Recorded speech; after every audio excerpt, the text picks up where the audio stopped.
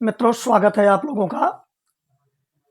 यह वीडियो संविधान सभा पर आपको 20 इंपॉर्टेंट प्रश्न देगा। यूपीपी की तैयारी के लिए ये स्पेशल वीडियोस आपको दिए जा रहे हैं, बड़े उपयोगी होंगे आपके लिए।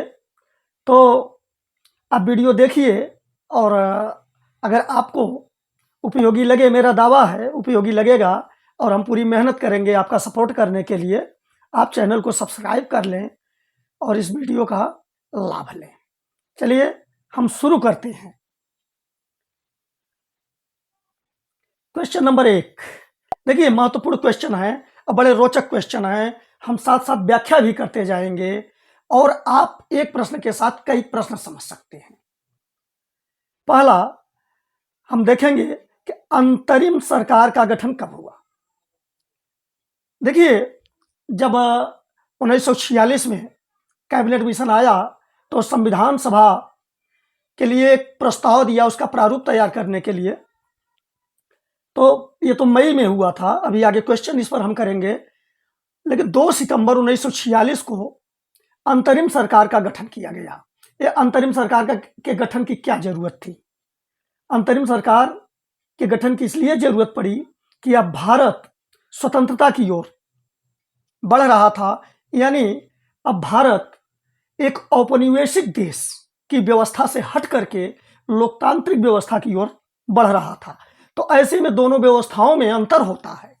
तो इस संक्रमण के दौरान देख रेख के लिए कोई सरकार चाहिए थी, इसलिए 2 सितंबर 1946 को एक अंतरिम सरकार का गठन किया गया ताकि इस संक्रमण को वह निगरानी कर सके।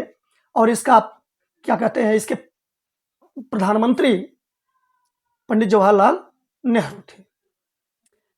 अब देखिए, एक और महत्वपूर्ण बात है, आप पढ़े होंगे कि सुभाष चंद्र बोस 1943 में ही सिंगापुर में एक अस्थायी सरकार का गठन किए थे। ठीक, उन्हें 11 देशों से मान्यता भी मिली थी।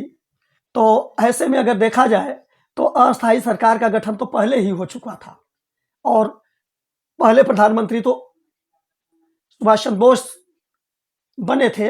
लेकिन यहाँ जो एक मान्यता प्राप्त बातें की जाती हैं वो 2 सितंबर 1946 के लिए हैं। तो ठीक है, चलिए आगे बढ़ते हैं।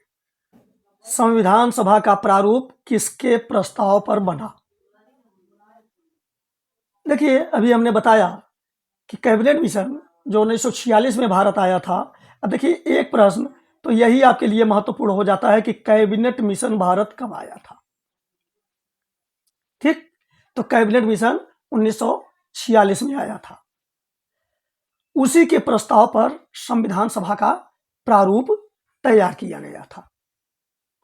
ठीक, संविधान सभा की प्रथम बैठक कब हुई? अब संविधान सभा की बात अभी आपने समझा। उसकी पहली बैठक 9 दिसंबर 1946 को हुई। आप ध्यान दीजिए, महत्वपूर्ण प्रश्न है यह आपकी परीक्षा के लिए। संविधान सभा की पहली बैठक 9 दिसंबर 1946 से शुरू हुई। ठीक,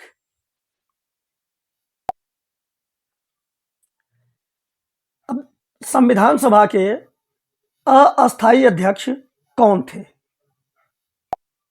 अब संविधान सभा के अस्थायी अध्यक्ष और अस्थायी अध्यक्ष, आप ध्यान दीजिए, इस पर कभी कभी परीक्षा में कंफ्यूजन हो जाता है बच्चों को। कभी कभी पूछ देता है कि संविधान सभा के अध्यक्ष कौन थे। ठीक, और कभी कभी पूछ देता है अस्थायी अध्यक्ष कौन थे, कभी कभी कह देता है अस्थायी अध्यक्ष कौन थे। तो जब आपसे अस्थायी अध्यक्ष पूछे तब आप सच्चिदानंद सिन्हा को बताइए। दरअसल 9 दिसंबर को जब संविधान सभा की बैठक शुरू हुई तो उस समय सच्चिदानंद सिन्हा को अस्थायी रूप से अध्यक्ष बना दिया गया था ताकि संविधान सभा का संचालन कर सके, बैठक का संचालन कर सके, हो सके। ठीक, लेकिन अब यही आप आगे देखेंगे प्रश्न में। अब देखिए, संविधान सभा के अस्थायी अध्यक्ष कौन थे? अब जब बात अस्थायी अध्यक्ष किया जाए तो अब आप समझिए 9 दिसंबर को जब सच्चिदानंद सिन्हा अस्थायी अध्यक्ष बने और 11 दिसंबर यानी 2 दिन बाद डॉक्टर राजेंद्र प्रसाद, यहां देखिए बता दिया हूं कि 11, यहां आप देखिए 11 दिसंबर को डॉक्टर राजेंद्र प्रसाद अस्थायी अध्यक्ष बनाए गए। ठीक, और तब से संचालन डॉक्टर राजेंद्र प्रसाद ने किया। अब अगर आपसे केवल अध्यक्ष पूछ रहा है कि संविधान सभा के अध्यक्ष कौन थे, तब भी आप डॉक्टर राजेंद्र प्रसाद को बताइए, और अगर यह पूछे अस्थायी अध्यक्ष तब आप सच्चिदानंद सिन्हा को बताइए, और अस्थायी अध्यक्ष पूछे तब भी आप डॉक्टर राजेंद्र प्रसाद को बताइए। ठीक, संविधान सभा के उपाध्यक्ष कौन थे? इस पर कम ही बात होती है, कम ही लोग जानते हैं कि संविधान सभा के उपाध्यक्ष कौन थे। तो संविधान सभा के उपाध्यक्ष एच.सी. मुखर्जी थे, इसको भी आप जानते रहिए। संविधान सभा के संवैधानिक सलाहकार कौन थे? संविधान सभा के संवैधानिक सलाहकार, इनका बहुत प्रमुख रोल था संविधान की रचना में। संविधान सभा के संवैधानिक सलाहकार थे बी.एन. राव। अब देखिए इनका महत्वपूर्ण रोल था संविधान की रचना में, लेकिन आप यहां भ्रमित न हो, ये बी.एन. राव सदस्य नहीं थे संविधान सभा के, बल्कि ये सलाहकार थे। वास्तव में ये सरकारी अधिकारी थे, कर्मचारी थे, ये सदस्य नहीं थे बल्कि केवल सलाहकार के रूप में नियुक्त किए गए थे। ठीक, प्रारूप समिति के अध्यक्ष कौन थे? ड्राफ्टिंग कमेटी भी इसे कहा जाता है। प्रारूप समिति यानी जो समिति संविधान का प्रारूप तैयार की, ड्राफ्टिंग की, तो उसके अध्यक्ष महान कानूनविद डॉक्टर भीमराव अंबेडकर साहब थे। प्रश्न इंपॉर्टेंट है। ठीक, प्रारूप समिति के अध्यक्ष कई बार ऊंची परीक्षाओं में भी, सामान्य परीक्षाओं में भी यह पूछा गया है प्रश्न। क्वेश्चन नंबर 9, संविधान के पिता या आधुनिक मन किसे कहा जाता है? तो अभी हमने बताया कि डॉक्टर भीमराव अंबेडकर को, इनके महत्वपूर्ण योगदान के लिए, क्योंकि प्रारूप समिति के अध्यक्ष थे, कानूनविद थे, तो इन्हें संविधान का जनक भी कहा जाता है या पिता, और आधुनिक मन भी कहा जाता है, क्योंकि माना जाता है कि महर्षि मनु की जो रचना है वह पहले एक संविधान की पुस्तक की तरह है। इसलिए इन्हें आधुनिक यानी डॉक्टर भीमराव अंबेडकर साहब को आधुनिक मन की भी संज्ञा दी जाती है। संविधान सभा में उद्देश्य प्रस्ताव किसने प्रस्तुत किया? ठीक, तो ये अब देखिए कि 9 दिसंबर 1946 को संविधान सभा की पहली बैठक होती है। 11 दिसंबर को डॉक्टर राजेंद्र प्रसाद अस्थायी रूप से इसकी अध्यक्षता करने लगते हैं। संविधान बनाने में कितना समय लगा? तो संविधान की रचना करने में, उसका निर्माण करने में कुल 2 वर्ष 11 महीने 18 दिन लगे थे। ठीक, 2 वर्ष 11 महीने 18 दिन। भारतीय संविधान को कब अंगीकार किया गया?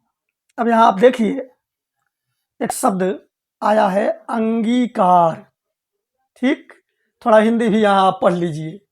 अंगीकार का मतलब स्वीकार करना। तो भारतीय संविधान को स्वीकार कब किया गया? देखिए कुछ बच्चे इसमें भ्रमित होते हैं। अब वो 26 जनवरी 1950 को बताना चाहते हैं। ठीक, हाँ उस दिन तो भारत गणतंत्र बना था, संविधान लागू हुआ था। अरे मेरे भाई, संविधान लागू हुआ था, न कि अंगीकार या स्वीकार किया गया था। संविधान तो वास्तव में स्वीकार किया गया था 26 नवंबर 1949 को ही, यानी यह इसी समय दिन बनकर तैयार हो गया था। आप 9 दिसंबर 1946 को पहली बैठक से जब 2 वर्ष 11 महीने 18 दिन जोड़ेंगे तो आएगा 26 नवंबर 1949। ठीक, 26 नवंबर 1949। फिर एक मजेदार प्रश्न आप और जान लीजिए कि इसी 26 नवंबर को संविधान दिवस मनाया जाता है, इसीलिए। और 26 जनवरी की बात होती तो 26 जनवरी को मनाते, ठीक, लेकिन ऐसा नहीं है। आप अगर ध्यान दिए होंगे तो 26 नवंबर को मनाया गया है अभी, ठीक, पिछले साल। क्वेश्चन नंबर 13, संविधान सभा की अंतिम बैठक कब हुई? तो संविधान सभा की अंतिम बैठक, अब ध्यान दीजिए, संविधान बनकर तैयार हुआ 26 नवंबर 1949 को ही, ठीक। इसका मतलब यह नहीं कि संविधान सभा की बैठक नहीं होगी, संविधान सभा की बैठक होने अलग बात है, क्योंकि संविधान सभा तो अभी आगे तक जीवित रहेगी, ठीक। लेकिन ये अंतिम बैठक कब तक चली? 24 जनवरी 1950 को, क्योंकि 24 जनवरी 1950 जो 26 जनवरी से 2 दिन पहले था, तो 24 जनवरी 1950 को काफी महत्वपूर्ण कार्य किए गए हैं, जो अगले वीडियो में मैं आपको बताऊंगा। यहां भी सीधे सीधे बात हो रही है, ठीक। क्वेश्चन नंबर 14, भारतीय संविधान को कब लागू किया गया? अब आपका यह उत्तर सही होगा 26 जनवरी 1950 को। 26 जनवरी 1950 को भारतीय संविधान लागू किया गया या भारत गणतंत्र बना। अब आप देखिए, संविधान को 26 नवंबर 1949 को ही पूरा कर लिया गया था संविधान की रचना, लेकिन लागू किया गया 26 जनवरी 1950 को, सीधे 2 महीने का अंतर आ गया। प्रश्न उठता है कि अंतर क्यों था? अब आइए हम समझते हैं इसके पीछे का एक इतिहास। दरअसल था क्या कि 1929 में, यह महत्वपूर्ण है और आप काफी चीजें और भी सीखते जाइए। 1929 में लाहौर में रावी नदी के तट पर कांग्रेस का एक अधिवेशन हुआ था 1929 में, जिसकी अध्यक्षता पंडित जवाहरलाल नेहरू कर रहे थे। उसी समय उस अधिवेशन में पूर्ण स्वराज्य की मांग की गई। क्या भाई, हमें पूरी स्वतंत्रता चाहिए भाई, पूर्ण स्वराज्य चाहिए। और इसीलिए ध्यान देना, 26 जनवरी 1930, 26 जनवरी 1930 को देशवासियों ने स्वतंत्रता दिवस मना डाला। 26 जनवरी था 1930, इधर दिसंबर में वो अधिवेशन हुआ था, फिर जनवरी आते तो देर लगेगी नहीं। 26 जनवरी 1930 को स्वतंत्रता दिवस मना लिया, झंडा फहराया, और तब से 26 जनवरी को स्वतंत्रता दिवस मना रहे थे हर साल। लेकिन जब वास्तविक स्वतंत्रता 15 अगस्त को मिली, 15 अगस्त 1947 को, तब तो स्वतंत्रता दिवस 15 अगस्त को मनाया जाने लगा। तो हमारे जो देशभक्त थे जनवरी को नहीं भूलना चाहते थे, इसलिए उन्होंने कहा का भी महत्व बरकरार रहे। इसलिए 26 नवंबर 1949 को संविधान तैयार होने के बावजूद जनवरी 1950 का डेट चुना गया संविधान को लागू करने के लिए, ठीक है। आगे चलें। भारत में पहला आम चुनाव कब हुआ? अब पहला आम चुनाव का क्या मतलब समझ रहे हो? जैसे अब चुनाव होते हैं लोकसभा विधानसभा के, तो भारत में वास्तव में यह जो चुनाव शुरू हुआ यह 1951-52 में हुआ था, पहला चुनाव। ये इंपॉर्टेंट क्वेश्चन है ये, 1951-52 में, ठीक। अब पहली निर्वाचित सांसद, यहां गलत लिखा गया है, ये नहीं रहेगा, ठीक है, संसद, पहली निर्वाचित संसद कब अस्तित्व में आई?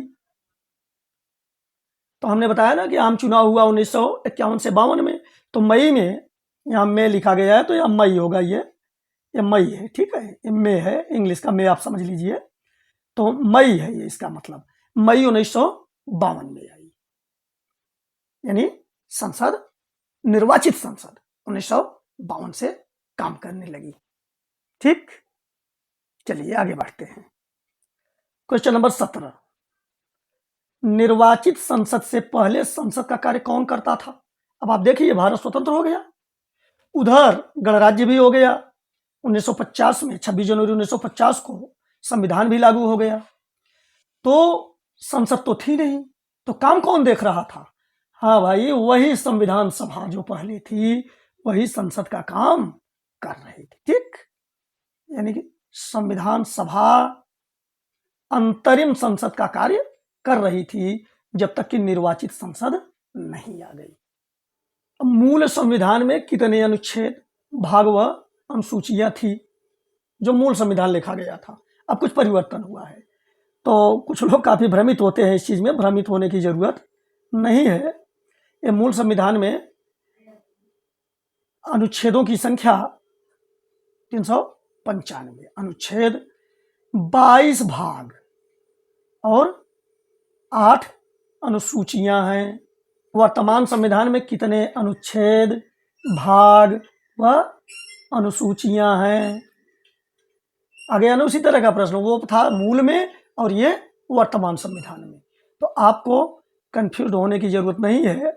यहाँ आप देखेंगे कि अनुच्छेद नहीं बदले हैं।